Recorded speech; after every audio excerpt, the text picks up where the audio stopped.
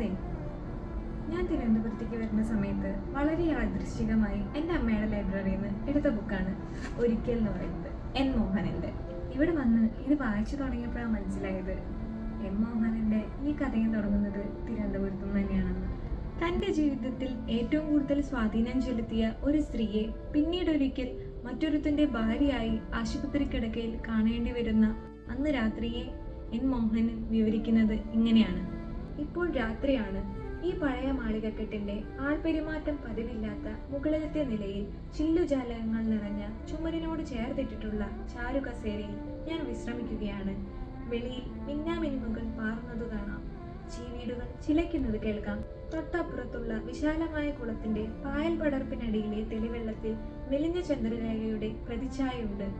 ഏതോ ജലജീവികൾ ചിലപ്പിച്ചതിനാലാവാം ഇടയ്ക്കിടയ്ക്ക് ജലനിരപ്പിന്റെ മുകൾ പരപ്പിൽ കൊച്ചോളങ്ങൾ ഉണ്ടായി. അപ്പോഴൊക്കെ ചന്ദ്രകലയുടെ വളഞ്ഞാടിഞ്ഞ മേലാട്ടമുണ്ടായി. മനസ്സിലും ജലതരംഗങ്ങളും മേലാട്ടവും നടക്കുകയായിരുന്നുവല്ലോ.